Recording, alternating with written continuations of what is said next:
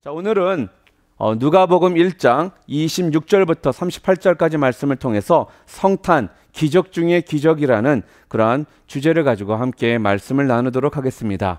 우리는 흔히 예상치 못한 현상들을 가리켜서 이적이다, 기적이다라는 표현을 합니다. 기적이라는 단어는 영어로는 miracle이라는 단어인데요. 우리 브리테니크 온라인 사전에서 보게 되면은 이 miracle, 기적이라는 단어를 이렇게 표현합니다. 초자연적인 힘이나 신의 힘이 있어서 작용했다고 하지 않으면 설명할 수 없는 비상하고 놀라운 사건이라고 설명을 합니다. 그러니까 기적이라는 것이 무엇입니까? 상식으로는 생각할 수 없는 기이한 일이라는 것입니다. 더 나아가서 신에 의해서 행해졌다고 믿어지는 불가사의한 그러한 현상을 기적이라고 말을 합니다. 흔히들 우리나라 경제를 바라보고 사람들이, 전 세계 사람들이 그렇게 말들 합니다. 기적이다라고 표현을 하는 이야기들을 아마 여러분들은 분명히 들으셨을 것입니다. 정말 기적 같은 일이 우리나라에 벌어졌습니다. 세계 나라가 우리나라를 바라보며 부러워하고 또 우리나라처럼 되고자 하는 나라들이 점점 많아졌습니다. 아마 옛날 같았다면은 꿈도 꿀 수 없는 일이 벌어진 것입니다. 여러분 잘 아시다시피 우리나라 전자제품의 기술과 품질이 일본보다 더 앞섰다라는 거 여러분들 믿어지십니까? 20년 전만 해도요, 이것은 불가능한 일이었습니다. 상상도 할 수 없는 일이었다라는 것입니다. 그런데 이 일이 이루어졌습니다. 여러분이 잘 아시는 스마트폰만 봐도요, 어떻습니까? 지금 전 세계에서 가장 많이 팔리는 스마트폰은요, 바로 애플의 아이폰이나 삼성의 갤럭시라는 것입니다. 일본 제품은 여기에 들어가지도 못하는 것이 지금의 사실입니다. 저는 이것이 진짜 놀라운 기적이라 생각이 됩니다. 또한 여러분 잘 알다시피 우리나라가 석유 수출 국가가 아니지 않습니까? 그런데요, 최근에 수출 품목 중 석유 수출로 품목 중 2012년도에 1위, 2013년도에 2위가 석유 제품이라고 결과가 나왔습니다. 그리고 2013년도에는 석유 제품을 수출한 어마운트가 바로 527억 불 정도의 수출을 했다고 합니다. 원유 한 방울 나오지 않는 나라에서 어떻게 수출을 할 수 있었을까요? 그것은 바로 원유를 수입해 가지고요, 그 원유를 가공한 다음에 휘발유나 경유나 또 벙커시유나 나프타 등 각종 기름들을 만들어서 그것을 가지고 수출을 했다고 합니다. 어디다 수출을 했냐면요, 가장 많이 수출한 것이 바로 중국이고요, 또 심지어 원유 생산국에도 수출을 했다 하니 이것이 바로 기적이 아니고 무엇이겠습니까? 그런데 이런 것들은 사람들이 기적이라고 하지만 실제적으로는 기적이 아니라는 것입니다. 진짜 기적은 분명 따로 있습니다. 우리는 날마다 어떻게 보면 그 기적 속에서 지금 살아가고 있는 사람들이 여러분과 아마 저 자신일 것입니다. 얼마 전에 어떤 집사님을 만났는데 그 집사님이 참 재밌는 얘기를 하시더라고요. 목사님, 한동안 비가 오지 않아 가지고 꽃들이 말라 죽고 농작물들이 재배가 제대로 안 되고 그러는데 한번 지난주에 한참 비가 오고 나니까 그 비를 통해서 물 좀 줬다고 해서 꽃들이 새롭게 자라나고 농작물들이 자라는 것이 보면은 이것이 기적 아닐까요? 이렇게 말씀을 하더라고요. 그런데요, 지금까지도 우리 많은 사람들은 그런 것을 바라보면 기적이라고 말하면서 하나님이 계시냐 안 계시냐라고 이런 이야기를 하고 있는 우리 자신들이 또 누구라는 거예요? 바로 인간이라는 것입니다. 소들이요, 풀을 뜯어먹고 물을 마십니다. 그런데 그 소에서 우유가 나와요. 기적입니다. 풀만 뜯어먹고 물만 마셨는데 소에서 우유가 나오니 이거 기적 아니겠습니까? 또 저는 아이를 낳아본 우리 여자 성도님들은 모두가 다 예수를 믿어야만 된다고 저는 확실하게 얘기합니다. 왜 그럴까요? 한번 생각해 보시기 바랍니다.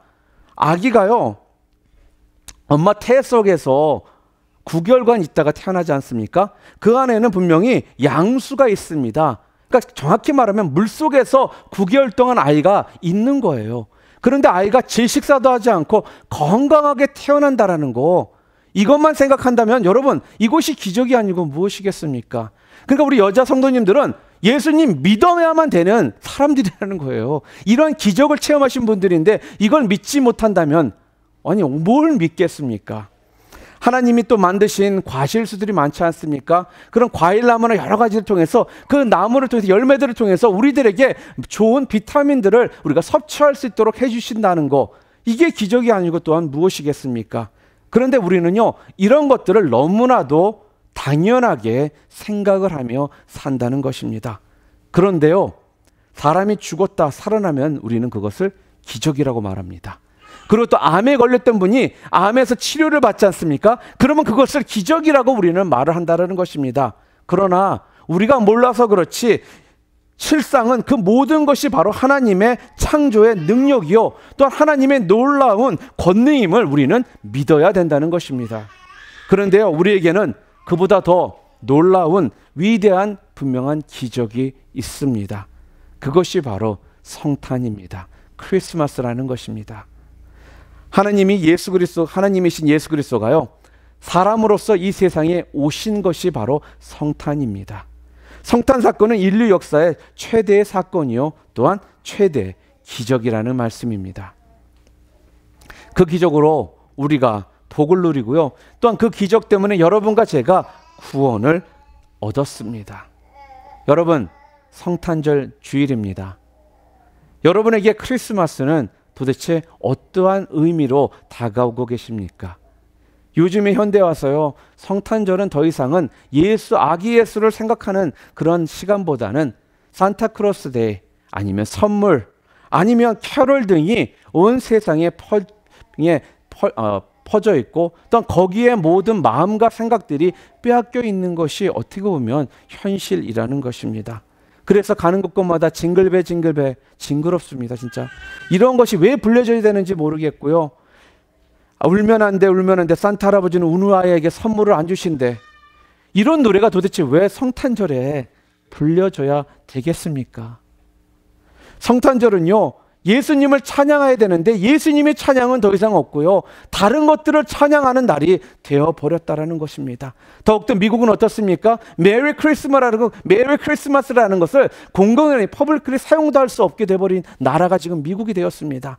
그래서 다들 홀리데이라고 얘기하지 크리스마스라는 말을 사용도 못하는 이러한 현실이 지금 여러분과 제가 살고 있는 지금 현실이라는 겁니다. 성탄절은요, 누가 주인공이십니까? 바로 아기 예수 그리스도가 주인공이십니다. 그분이 우리를 구원하러 사람으로서 이 땅에 오신 것을 기념하는 날이 바로 성탄절이라는 말씀입니다. 그래서 성탄절 생각하면요, 저는 자꾸 떠오르는 단어가 있습니다. 그게 무엇이냐면요, 다른 것이 아닙니다. 신비라는 단어입니다. mystery. 이 신비라는 단어로 진짜 어떻게 보면 성탄을 우리가 진짜 표현할 수 있지 않나 생각이 듭니다. 그리고 기적 중에 기적이 바로 성탄이라 생각이 듭니다. 그 밖에 우리가 다른 말로는 표현할 수가 없을 것 같습니다. 자, 그렇다면 도대체 왜 성탄이 기적이요, 신비일까요? 무엇 때문에 오늘 우리는 성탄을 기적이다, 신비다라고 이렇게 말을 할 수 있을까요? 거기에 대한 오늘 내용이 바로 오늘 본문을 통해 세 가지가 나옵니다. 자, 그렇다면 도대체 성탄이 왜 기적일까요? 첫 번째, 성탄은요, 예언의 성취로 이루어진 것이기 때문에 기적이라는 것입니다. 무슨 말씀입니까? 여러분, 예수님의 탄생은요, 우연하게 일어난 사건이 아니었다라는 것입니다. 무슨 말씀이냐면요, 성탄에 대해서 성경이 기록되기 이전부터 성탄은 예언되어져 있었던 사건이었다라는 것입니다. 그리고 성경 여러 곳에서 성탄이 있을 것을 예언하고 있습니다. 하나님이 다윗 왕에게 약속한 예언이 있습니다. 사무엘하 7장 12절에 이렇게 성경을 말씀하시죠. 내가 내 몸에서 날 내 씨앗을 내 뒤에 세워 그의 나라를 견고하게 하리라 하셨습니다. 그래서 오늘 본문에 봉독한 본문 내용에 보게 되면은 마리아에게 천사가 이렇게 말하죠. 오늘 본문 32절과 33절을 보겠습니다. 그가 큰 자가 되고 지극히 높으신 이의 아들이라 일컬어질 것이요, 주 하나님께서 그 조상 다윗의 왕위를 그에게 주시리니 영원히 야곱의 집을 왕으로 다스리실 것이며 그 나라가 무궁하리라. 여기서 지극히 높으신 이의 아들, 그분이 누구입니까? 바로 예수 그리스도를 말하고 있는 것입니다. 하나님이 그에게 다윗의 왕위를 주시고 영원히 왕으로 다스릴 것이다 라고 오늘 본문을 통해 분명하게 말씀을 지금 해 주십니다. 이 이야기는요, 주님이 오시기 전 1000년 전 있었던 이야기입니다. 예언입니다. 또 이뿐만 아니라 예수 그리스도의 탄생 예언은요, 바로 에덴 동산에서부터 또한 있었다라는 겁니다. 창세기 3장 15절에 보게 되면은 성경에 이렇게 말씀합니다. 내가 너로 여자와 원수가 되게 하고 내 후손도 여자의 후손과 원수가 되게 하리니 여자의 후손은 내 머리를 상하게 할 것이요 너는 그의 발꿈치를 상하게 할 것이니라 하시고, 자, 여기에서 여자의 후손을 누구를 말합니까? 여러분 한번 생각해 보시기 바랍니다. 세상 모든 사람들은요, 남자나 여자가 모두가요, 바로 남자의 후손입니다. 여러분 중에 남자의 후손이 아니신 분 계십니까? 한번 손 들어 보세요. 우리 모두는 남자의 후손이라는 겁니다. 여러분 모두가 바로 남자의 후손입니다. 그런데 이분은 남자의 후손이 아니라 뭐라고 써 있어요, 성경에요? 여자의 후손이라고 지금 성경에 표현되고 있습니다. 남자의 후손이 아닌 바로 여자의 후손, 그분이 누구라는 것입니까? 바로 예수 그리스도다라고 성경은 지금 말씀하고 있다라는 거예요. 또한 창세기 22장 17절과 18절에도 보게 되면은 하나님께서 지금 아브라함에게 약속을 하시는데 이렇게 말씀합니다. 내가 내게 큰 복을 주고 내 씨가 크게 번성하여 하늘의 별과 같고 바닷가의 모래와 같게 하리니 내 씨가 그 대적의 성문을 차지하리라. 또 내 씨로 말미암아 천하 만민이 복을 받으리니 이는 내가 나의 말을 준행하였음이라 하셨다 하니라. 여기서 씨라는 단어가 복수가 아니라 지금 단수, 즉 한 분을 지금 의미합니다. 그것이 바로 누구라는 거예요? 하나님의 아들이신 지금 예수 그리스도를 지금 말씀해 주고 있는 것입니다. 이것이 바로 주님 오시기 전 2000년 전에 예언되었던 예언의 말씀이라는 거예요. 그리고 주전 700년 전에 이사야는 또 이렇게 예수에 대해서 말을 했습니다. 뭐라고요? 처녀의 몸에 잉태될 것을 예언했고요. 또 십자가에 못 박혀 죽을 것을 예언하였다라는 것입니다. 그 외에 수많은 예언들이 성경에는 나옵니다. 그 예언대로 예수님은 분명히 이 땅에 2000년 전에 오셨습니다. 그렇기 때문에 예수님의 성탄은요, 어쩌다 그냥 이루어진 사건이 아니라 분명 역사적인 사건이요, 또 신비스러운 기적의 사건임을 지금 분명히 교훈해 주고 있습니다. 이것이야말로 신비요 또한 기적이 아닐까 싶습니다. 한번 생각해 보시기를 바랍니다. 만약에 700년 전이면 우리나라가 어느 시대죠? 아마 고려 말 아니면 조선시대 초기 정도 될 것입니다. 그 700년 전에 어떠한 사람이 예언을 했습니다. 그러나 그 예언이 지금 이 시대에 이루어졌다라면은 아마 많은 사람들은 이것을 기적이라 하면 난리도 아닐 것입니다. 근데요, 성경을 보시기 바랍니다. 성경에서 주인공은 예수님 한 분이십니다. 창세기부터 말라기까지 예수님만이 지금 주인공이심을 성경은 말씀해 주고 있습니다. 비록 구약 성경에는 예수 그리스도라는 이런 단어가 나오지는 않지만, 그 이름은 나오지 않고 있지만 분명 신구약 전체가 바로 예수 그리스도가 주인공이 되셔서 그에 대해서 성경은 지금 말씀해 주고 있다라는 겁니다. 그런데 그 수천 년 전의 그 예언들이 하나도 빠짐없이 이루어졌으니 그것이 진정 기적이요, 성탄을 기적이라고 우리가 말할 수밖에 없는 이유인 것입니다. 두 번째로 왜 성탄이 기적이요 또 신비냐면요, 두 번째로 하나님이 인간으로 오신 것이 기적이라는 거예요. 예수님은 분명 하나님이십니다. 성자 하나님이십니다. 그런데요, 사람으로 이 땅에 오셨습니다. 누가복음 1장 31절 오늘 본문에 뭐라고 말합니까? 보라, 내가 잉태하여 아들을 낳으리니 그 이름을 예수라 하라. 왜 하나님이 인간의 몸을 입고 낮은 곳에 오셨습니까? 도대체 예수님께서 왜 인간의 몸을 입고 이 땅에 오셔야만 됐을까요? 그 이유는 바로 다른 이유가 아닙니다. 예수님께서 인간의 몸을 입고 이 땅에 오신 것을 우리는 그를 성육신이다라고 말을 합니다. 하나님이신 분이 인간의 몸으로 이 땅에 오셨다 해서 그를 성육신이라고 말을 한다는 겁니다. 그런데 예수님께서 인간의 몸을 입고 이 땅에 오신 이유는요, 다른 이유가 아닙니다. 딱 한 가지 이유입니다. 그것은 무엇이냐? 바로 당신의 백성들을 구원하시고자 그 이유 하나 때문에 하나님이신 분이 인간의 몸을 입고 이 땅에 성육신 하신 그 사건이 바로 성탄이라는 거예요. 그래서 인간이 지은 죄를요, 대속시키기 위해서 인간의 몸으로 오셔야만 되었다라는 것입니다. 그래야만 그 대속의 사건이 어떻게요? 이루어질 수 있기 때문에 그렇습니다. 그분은 원래 하나님이셨습니다. 그분은 분명 창조주이셨습니다. 그런데 사람을 구원하시기 위해서 사람으로 이 땅에 오셨다라는 겁니다. 누가복음 오늘 1장 32절 33절에 보겠습니다. 우리 함께 읽을까요? 그가 큰 자가 되고 지극히 높으신 이의 아들이라 일컬어질 것이요 주 하나님께서 그 조상 다윗의 왕위를 그에게 주시리니 영원히 야곱의 집을 왕으로 다스리실 것이며 그 나라가 무궁하리라. 여기서 중요한 단어는 다른 것이 아니라 지극히 높으신 이의 아들이라 일컬어질 것이라는 것입니다. 실제는 성부, 성자, 성자 삼위 하나님으로 하나님 자신이신데 어떻게 해요? 인간으로 오시기 위해서 하나님의 아들로 불리면서 오셨다라는 것입니다. 그래서 일컬어질 것이라 라고 지금 성경은 말하고 있는 거예요. 그렇게 불려질 거라는 것입니다. 하나님의 아들로서. 그렇습니다. 하나님이 나를 구원하시기 위해서요, 지금 사람이 되셨다라는 거예요. 전적으로 여러분 한 사람 때문에 여러분 한 명을 구원하시고자 하나님이신 분이 이 땅에 낮고 낮은 모습인 인간의 모습으로 이 땅에 오셨다라는 것입니다. 이것이 바로 은혜요, 신비라는 것입니다.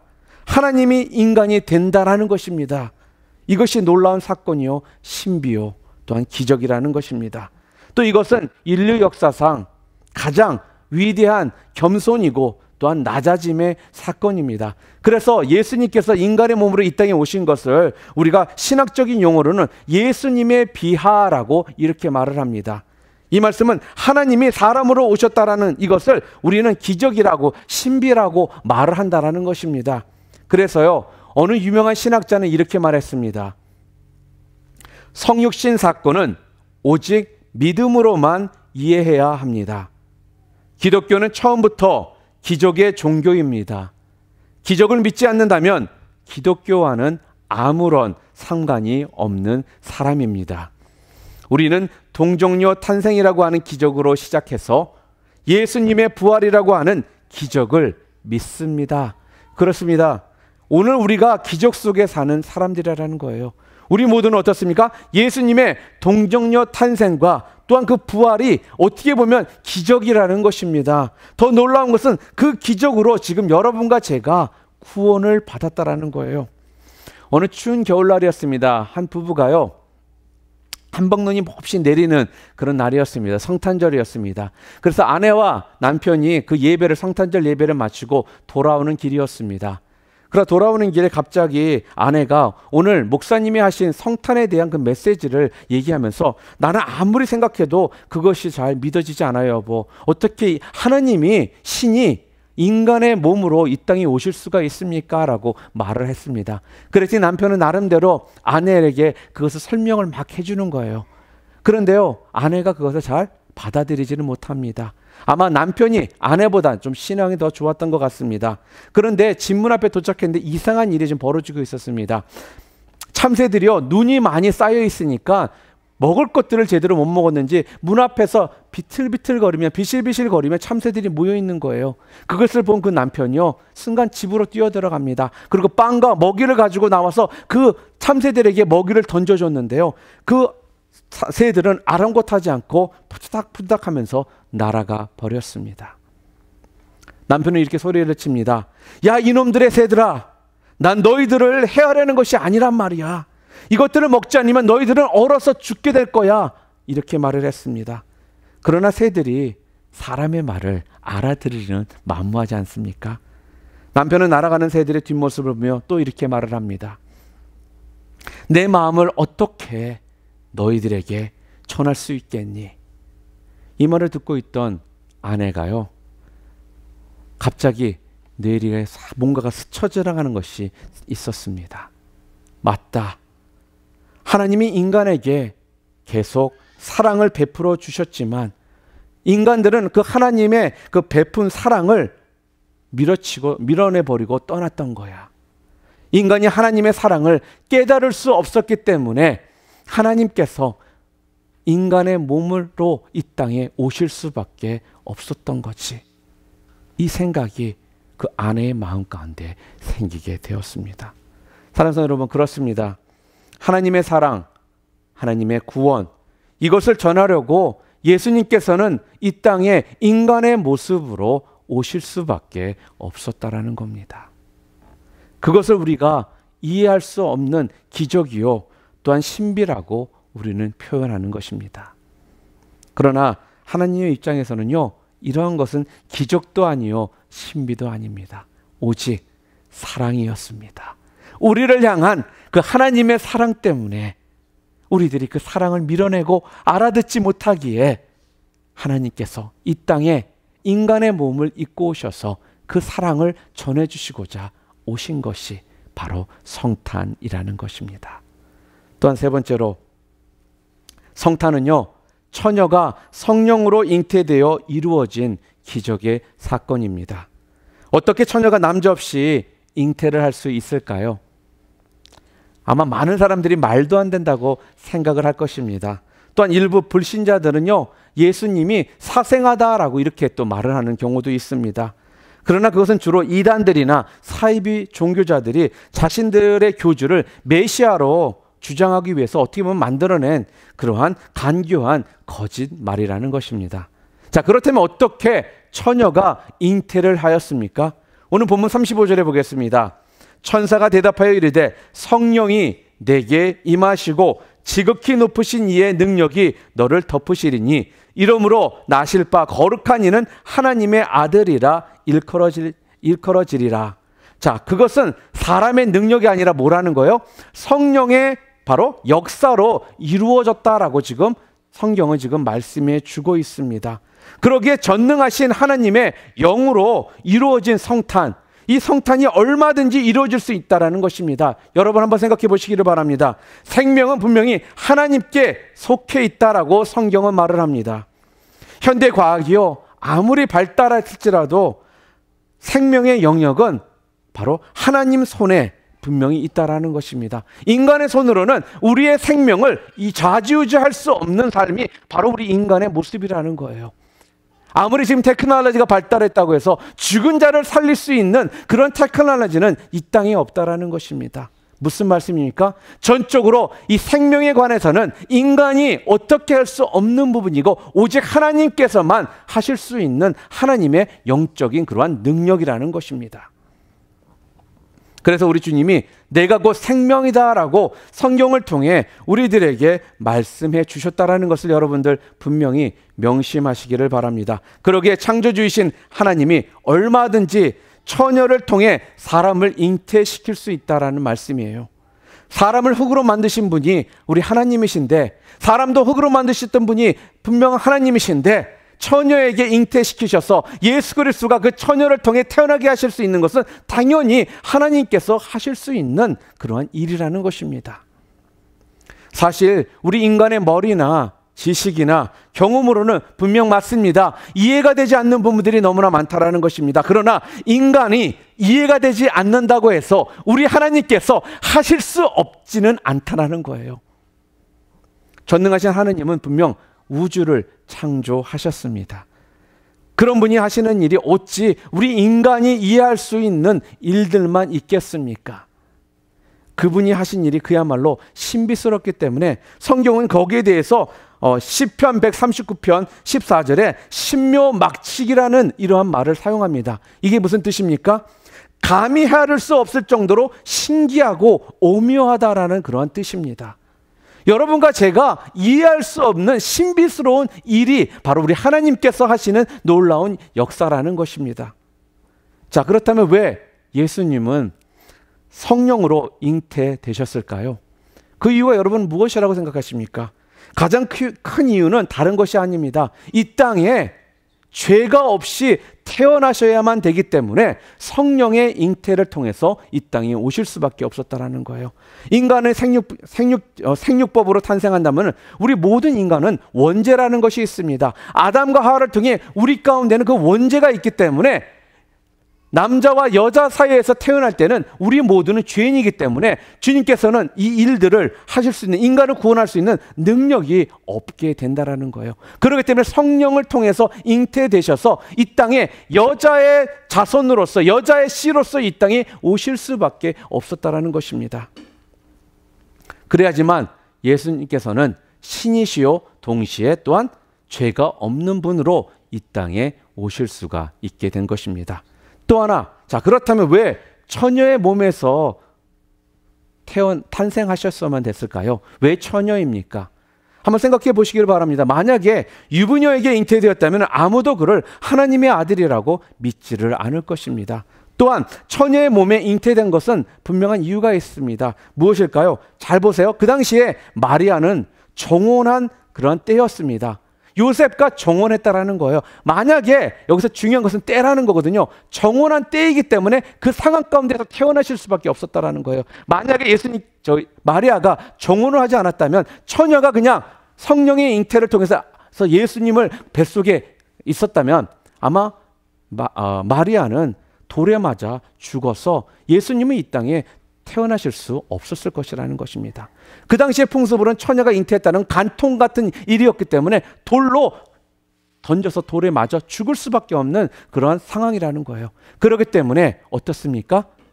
처녀였지만 정혼한 그때의 성령의 임재를 통해서, 잉태를 통해서 마리아의 뱃속에 예수님께서 오시게 된 것입니다. 그렇기 때문에 예수님이 정혼한 처녀의 몸에 잉태된 것은요, 바로 하나님의 신비한 그러한 작품이었다라는 것입니다. 여기에 믿음의 역사가 또 함께했습니다. 무슨 말씀입니까? 마리아의 바로 믿음이 또한 크게 작용했다라는 것입니다. 어느 날 천사가 찾아와서 이렇게 말합니다. 마리아에게, 내가 아들을 낳게 된다. 처녀에게 얼마나 청정병력 같은 통곡이겠습니까? 내가 처녀인데 내가 아이를 갖는다? 이거는 내가 죽을 수 있는 상황이라는 것입니다. 그런데 마리아가 뭐라고 하니까 나는 남자를 알지 못하나이다 라고 말을 합니다. 그러니 오늘날 또 천사가 뭐라고 말합니까? 성령이 내게 임하시고 지극히 높으신 이의 능력이 너를 덮으시리니 나실 분은 하나님의 아들이라 일컬어질 것이다 라고 성령께서 마리아에게 말을 합니다. 자, 그럴 때 37절 말씀에 대저 하나님의 모든 말씀은 능하지 못하심이 없느니라 라면서 말을 하더라는 거예요. 하나님의 능력은요, 못하시는 것이 없다라는 것입니다. 그래서 종교개혁을 한 마틴 루터는요, 세 가지의 성탄에 대한 기적에 대해서 말씀할 때 세 가지를 말했습니다. 첫 번째 뭐였냐? 성육신 사건이 큰 기적이다라는 거예요. 하나님이 인간의 몸으로 이 땅에 오신 것이 기적이라는 것이고, 두 번째로는 예수님께서 동정녀의 몸을 통해서 빌려서 탄생하신 것이 기적이라는 것이고요. 세 번째로는 도무지 이해가 되지 않는 부분이라는 것입니다. 무엇입니까? 어떻게 마리아가 그것을 믿음으로 받아들일 수 있었는지, 이것이 기적이다라고 말을 했다라는 것입니다. 루터는 이 세 가지의 기적 중에서 바로 세 번째가 가장 큰 기적이다라고 그는 설교를 통해 말을 했습니다. 하나님께서 솔직하게 인간이 되시는 사건이나 하나님께서 동정녀의 몸을 빌려서 탄생하시는 것은요, 충분히 하나님 입장에서는 하실 수 있는 일이요, 또한 어떻게 보면은 기적도 아닙니다. 그렇지만 천지를 창조하신 능력이 하나님의 입장에서 보면은 분명 이런 것은 기적이 아니지만 굉장히 간단한 일이지만 뭐예요? 연약한, 여러분과 저와 같은 연약한 인간인 마리아가 뭐라고 대답했습니까? 내가 수태하여 아들을 낳으리니 그 이름을 예수라 하라는 이 천사의 말을 듣고요, 그것을 믿었다라는 것이 기적이라는 거예요. 그 시대에 제가 방금 전에 말씀드렸지만 처녀가 잉태를 하면은 그것은 어떤 결과를 가져오는지를 마리아는 너무나도 잘 알고 있었던 사람이었습니다. 그럼에도 불구하고 마리아는 그 천사의 말에 순응을 했다라는 것입니다. 38절에 마리아가 이르되 주의 여종이오니 말씀대로 내게 이루어지이다 하매 천사가 떠나가니라. 말씀대로 내게 이루어지리다 라는 말은요, 나는 죽을 각오가 되어 있습니다 라는 어떻게 보면 고백의 말이라는 것입니다. 뿐만 아니라 임신한 마리아를 보고 어떻게 보면 배신감을 느낄 수 있는 요셉이지 않습니까? 그런데 요셉 또한 그 천사의 말을 그대로 믿고 마리아를 받아들인 이 사건 또한, 이것 또한 기적이라는 것입니다. 여러분 같으면 믿으시겠습니까? 하나님이 인간이 되어서 탄생하신다는 것을 믿음으로 받아들일 수 있다는 것 자체가 저는 기적이라고 생각됩니다. 그런데 사실 이러한 기적보다 더 큰 기적이 분명히 있습니다. 무엇입니까? 우리도 지금 이 성탄의 기적을 믿는다는 것입니다. 아니요, 더 정확하게 말한다면 이 성탄이 믿어졌다라는 것입니다. 이것이 기적이라는 거예요. 여러분과 제가 이것을 믿어져서 이것 때문에 매년 성탄절이면 아기 예수의 탄생을 함께 기념하고 감사하고 축하하는 이런 예배를 드린다라는 것입니다. 그리고 이 아기 예수를 위해서 복음을 증거하는 삶을 사는 여러분과 저의 삶이, 이것이 기적이 아니고 무엇이겠습니까? 예수님이 탄생하신 지 2000년이 지난 지금, 그 베들레헴의 마구간에서 탄생하셨는데 여러분과 저 중에 그 마구간에서 예수님이 탄생하신 것을 보신 분 이 자리에 계십니까? 여러분과 저는 아무도 그 베들레헴의 마구간에서 태어나신 예수님을 본 사람은 아무도 없습니다. 그런데 우리가 모두는 그것을 믿고 있다라는 것입니다. 바로 이것이 기적이요, 이것이 바로 신비라는 것입니다. 그리고 우리는 이 기적을 우리 주변 사람들에게 지금도 전하고 있습니다.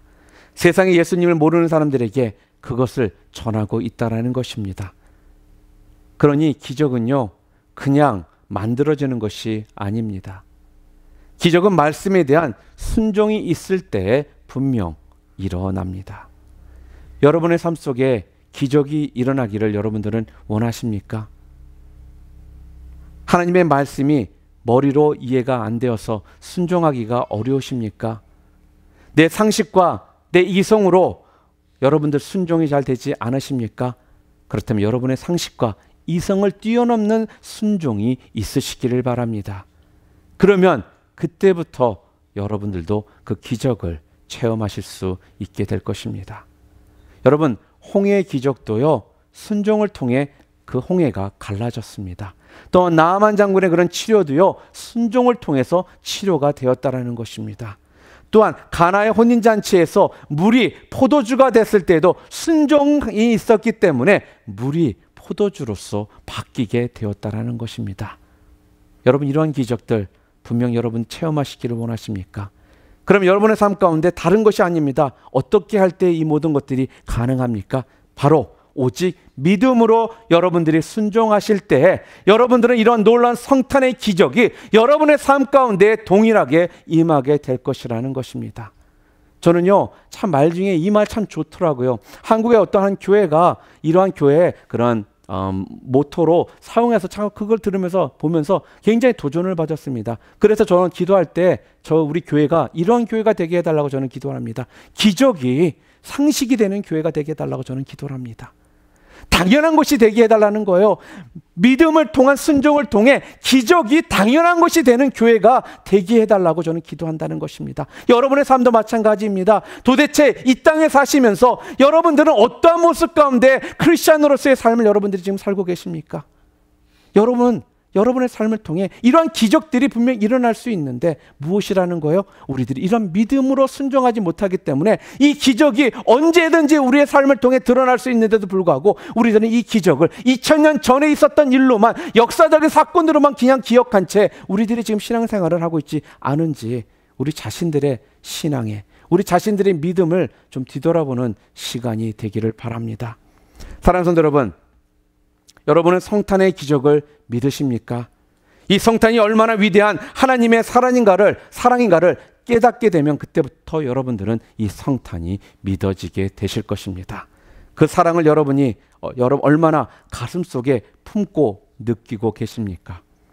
혹 아직도 의심하고 아직도 예수님을 마음 밖에 내세워놓고 계신 분들 계시다면 오늘 이 시간을 통해 이해할 수 없고 또 혹시 예수님을 밀어내고 계시는 분들이 계시다면 오늘 이 성탄의 이 기적이 여러분 가운데 믿음으로 다가오셔서 당연히 믿어지는 기적 중의 기적임을 확신하심을 통해서 인류 역사의 최고의 기적인 하나님께서 인간이 되셔서 이 땅에 오신 이 성탄을 여러분들이 붙드심을 통해 성탄의 축복이 여러분 모두의 삶 가운데 놀랍게 임하시기를 주님의 이름으로 축원드립니다.